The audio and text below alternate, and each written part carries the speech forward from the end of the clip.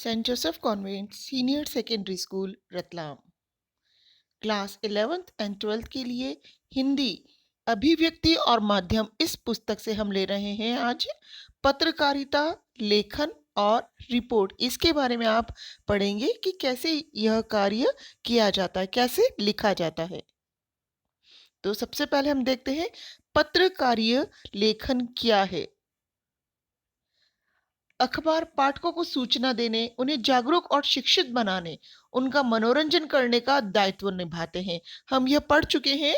पत्रकारिता के उद्देश्यों में अखबार पाठकों को सूचना देता है, उन्हें जागरूक बनाता है, शिक्षित बनाता है और साथ ही साथ उनका मनोरंजन भी करता है। लोकतांत्रिक समाजों में वे एक पहरेदार, शिक्षक और जनमत निर्माता के तौर पर बहुत महत्वपूर्ण भूमिका अदा करते हैं। अपने पाठकों के लिए वे बाहरी दुनिया में खुलने वाली ऐसी खिड़की है जिनके जरिए असंख्य पाठक हर रोज सुबह देश, दुनिया और अपने आस पड़ोस की घटनाओं, समस्याओं, मुद्दों तथा विचारों से अवगत होते हैं। तो अर्थात पाठकों के समक्ष वे इस तरह से अपना प्रस्तुतिकरण करते हैं कि हम अनकाउंटेबल जो पाठक हैं रोज सुबह कई अपने आसपास के मुद्दों से, चाहे देश हो विदेश हो, उन सारी बातों को जान पाते हैं। अखबार या अन्य समाचार माध्यमों में काम करने वाले पत्रकार अपने पाठक, दर्शक, श्रोताओं तक सूचना पहुंचाने के लिए लेखन के विभिन्न रूपों का इस्तेमाल करते हैं और हम इसे ही पत्रकारीय लेखन कहते हैं। अर्थात चाहे रेडियो के लिए, टेलीविजन के लिए, न्यूज़पेपर के लिए, तो एक रिपोर्टर जिस तरह से अपनी सूचना पहुंचाने का तरीका अपनाता है, उसे लिखता है, वह पत्रकारीय लेखन कहलाता है। तो हम देखते हैं पत्रकार तीन प्रकार के होते हैं। पहला है पूर्णकालिक पत्रकार, दूसरा है अंशकालिक और तीसरा है फ्रीलांसर यानी स्वतंत्र पत्रकार। अंशकालिक का अभिप्राय हुआ जो कुछ समय के लिए रहे, कुछ टाइम पीरियड के लिए रहे। पूर्णकालिक जो पूरे समय के लिए जुड़ा रहे और फ्रीलांसर यानी स्वतंत्र, अर्थात कभी जो जुड़ जाता है और कभी उससे अलग हो जाता है। तो हम इसकी परिभाषा इसको विस्तृत रूप से यहाँ पर देख लेते हैं। पूर्णकालिक पत्रकार इस श्रेणी के पत्रकार किसी समाचार संगठन में काम करने वाले नियमित वेतनभोगी कर्मचारी होते हैं। अर्थात ये 12 मंथ्स, पूरा 12 महीने परमानेंट उस न्यूज़पेपर से, चैनल से जुड़े रहते हैं और इनको नियमित वेतन प्राप्त होता है। ऐसा नहीं है कि 1 वीक का इनको वेतन मिला फिर अगले महीने नहीं मिला, इनको नियमित वेतन प्राप्त होता है। दूसरा बिंदु है इसका अंशकालिक पत्रकार। तो इस श्रेणी के पत्रकार किसी समाचार संगठन के लिए एक निश्चित मानदेय पर एक निश्चित समय अवधि के लिए कार्य करते हैं। अंशकालिक हो सकता है 2 महीने के लिए, 3 महीने के लिए जुड़ते हैं उस अखबार से, उस न्यूज़ चैनल से और निश्चित मानदेय अर्थात एक सर्टेन अमाउंट पर ये काम करते हैं। एक सर्टेन टाइम पीरियड के लिए सर्टेन अमाउंट के साथ ये काम करते हैं। मानदेय अर्थात इनका वेतन। और तीसरा है फ्रीलांसर पत्रकार, जैसा कि नाम ही इसका फ्री। तो इस श्रेणी के पत्रकारों का संबंध किसी खास एक समाचार पत्र से नहीं होता कि ये दैनिक भास्कर से जुड़े हैं या दैनिक जागरण से या नव भारत टाइम्स से जुड़े होते हैं, बल्कि वे भुगतान के आधार पर अलग अलग समाचार पत्रों के लिए लिखते हैं। अर्थात हो सकता है एक बार इनको दैनिक भास्कर से के लिए लिख रहे हैं, तो कभी और ये शायद नवभारत टाइम्स के लिए लिख रहे हैं। तो इस प्रकार इनको जितना पेमेंट मिलता है उस आधार पर अलग अलग समाचार पत्रों के लिए ये कार्य करते हैं। और हमें ध्यान रखना है कि पत्रकारीय लेखन में क्या खास बातें होती है, स्मरणीय अर्थात याद रखने योग्य बातें। तो पत्रकारीय लेखन करने वाले विशाल जन समुदाय के लिए लिखते हैं जिसमें पाठकों का दायरा और ज्ञान का स्तर विस्तृत होता है। इसके पाठक मजदूर से विद्वान तक होते हैं। तो हमें अगर कोई पत्रकार है तो उसे ध्यान रखना पड़ेगा कि न्यूज़पेपर में सब तरह के रीडर्स हैं, उनका ज्ञान का स्तर विशाल भी है और कुछ लोग सामान्य भी हैं। जैसे पाठक मजदूर भी हो सकता है और कोई विद्वान भी हो सकता है। अतः उसकी लेखन शैली और भाषा उसी के अनुरूप होनी चाहिए, उसी के अनुरूप सरल, सहज और रोचक होनी चाहिए। यदि वह ऐसा नहीं कर पाएगा तो उसकी इस पत्रकारिता का लाभ लोगों तक नहीं पहुंचेगा। अलंकारिक और संस्कृत निष्ठ होने की बजाय आम बोलचाल वाली भाषा होनी चाहिए। अर्थात ज्यादा यदि उसमें अलंकारों का प्रयोग किया, संस्कृत का प्रयोग किया और सामान्य भाषा का प्रयोग नहीं किया गया, तो शायद पाठक या सुनने वाला उस बात को नहीं समझेगा। तो सामान्य बोलचाल वाली लेकिन एक प्रभावशाली भाषा का प्रयोग किया जाना चाहिए। शब्द ऐसे हो जो सरल हो, आसानी से समझ में आने वाले होने चाहिए। साथ ही ध्यान रखा जाए वाक्य छोटे हो और सहज, बिल्कुल सिंपल होने चाहिए। तो इन सारी बातों को ध्यान में रखकर पत्रकारीय लेखन किया जाता है। अब हम देखते हैं समाचार लेखन और छह ककार। हम पहले पढ़ चुके हैं समाचार लेखन की शैली कौन सी है। आप थोड़ा सा रिमाइंड करें अपने आप को। उल्टा पिरामिड शैली के बारे में हमने जानकारी प्राप्त की थी, जो समाचार लेखन के लिए काफी लोकप्रिय है। 19वीं सदी में इस स्टाइल को, इस शैली को अपनाया गया था, जिसमें सबसे पहले क्लाइमेक्स होता है, फिर उसका कलेवर होता है और लास्ट में उसका समापन होता है। अर्थात जैसे अन्य कहानियों, किस्सों में हम पहले केवल इंट्रोडक्शन पढ़ते हैं, फिर बॉडी आती है और फिर बाद में कंक्लूजन होता है, निष्कर्ष होता है। लेकिन यहाँ समाचार लेखन में उल्टा पिरामिड शैली प्रयोग की जाती है।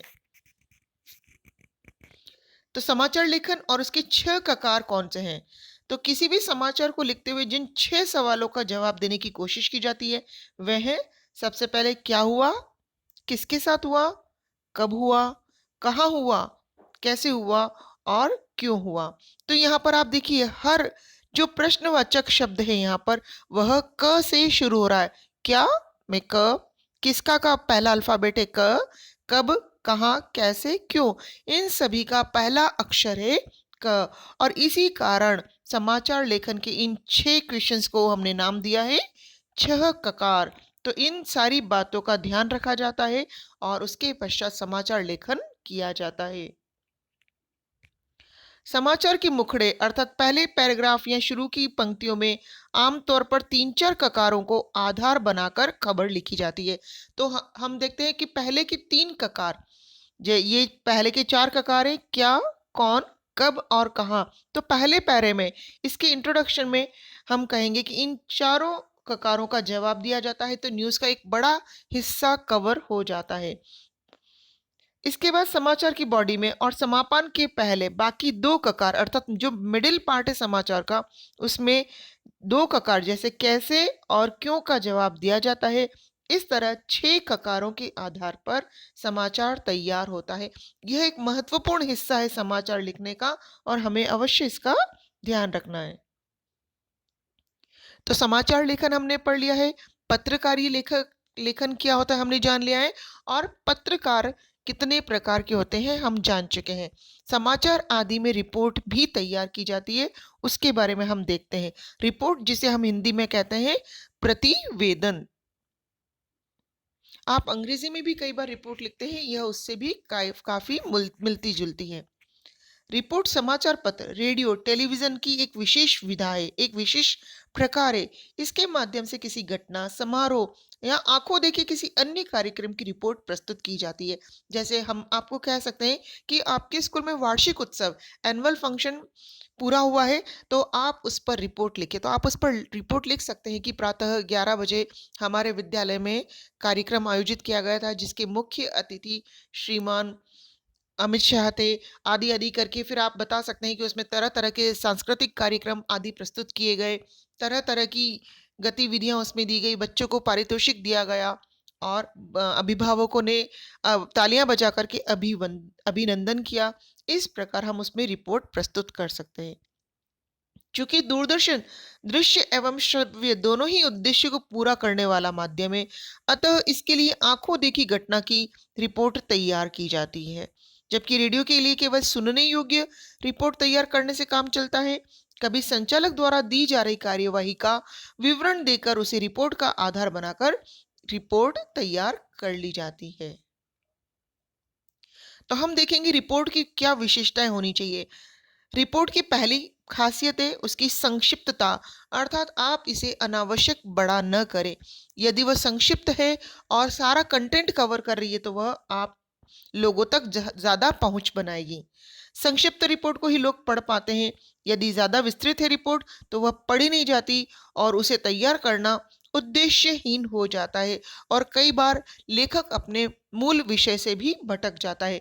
तो हम कोशिश करें कि रिपोर्ट में आवश्यक बातों को, आवश्यक बिंदुओं को लिया जाए, अनावश्यक बिंदुओं को अनदेखा किया जाए।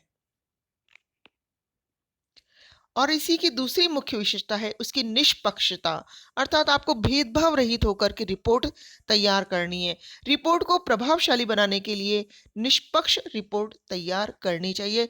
यदि आपने किसी एक पक्ष की ओर झुकाव रख करके रिपोर्ट तैयार की तो निसंदेह एक वर्ग उस रिपोर्ट के खिलाफ रहेगा, पढ़ेगा नहीं। और यदि हम चाहते हैं कि हमारी छवि, तैयार करने वाले की छवि अच्छी बनी रहे, उसकी पहुंच लोगों तक बनी रहे, तो यह इम्पार्शल होना चाहिए। और इसी की तीसरी प्रमुख विशेषता है उसकी सत्यता, अर्थात हम अपने रिपोर्ट में झूठी बातों को शामिल न करें। इस तथ्य से रहित रिपोर्ट अप्रासंगिक और निरुद्देश्य हो जाती है। तथ्य अर्थात यदि सत्य से रहित कोई रिपोर्ट लिखी गई है तो वह अप्रासंगिक अर्थात समय के अनुसार उसकी मांग नहीं रहेगी, उसका कोई उद्देश्य नहीं होगा। असत्य रिपोर्ट पर न कोई विश्वास करता है, न कोई पढ़ना पसंद करता है। हो सकता है एक बार उसकी रिपोर्ट शायद लोग पसंद भी कर ले, लेकिन दोबारा ऐसी बात कोई पसंद नहीं करेगा। और इसकी अगली खासियत है उसकी पूर्णता, अर्थात आप जब भी रिपोर्ट लिखें तो वह अपने आप में कंप्लीट होनी चाहिए। ऐसा ना लगे कि हमने अंत छोड़ दिया है, कुछ अधूरा सा दिखाई दे रहा है। आधी अधूरी रिपोर्ट से रिपोर्टर का न तो उद्देश्य पूरा होता है और न वह पाठकों की समझ में आती है। तो हम पहले रिपोर्ट बनाने से पहले देख लें कि वह संक्षिप्त होनी चाहिए, साफ सुथरी होनी चाहिए, निष्पक्ष होनी चाहिए और साथ ही साथ उसमें पूर्णता होनी चाहिए। जिस विषय पर आपने लिखना शुरू किया है वह पूरा कवर हो रहा होना चाहिए। और इसका एक और बिंदु है संतुलित होना, अर्थात इसे सभी पक्षों को समान महत्व देते हुए तैयार करना चाहिए। अर्थात यदि आप चुनावी मुद्दे पर इलेक्शन के दिन की रिपोर्ट तैयार करना चाहते हैं तो आप इसमें किसी एक पार्टी की तरफ, एक राजनीतिक दल की तरफ अपना झुकाव नहीं जाहिर कर सकते। दोनों राजनीतिक दलों की ओर आपका संतुलन होना चाहिए। जो सच बात है हम उसे प्रकट करें, तभी वह रिपोर्ट पढ़ने लायक होगी। मैं उम्मीद करती हूँ आपको यह विषय अच्छे से समझ में आया होगा और परीक्षा के लिए यह आपके लिए उपयोगी भी सिद्ध होगा।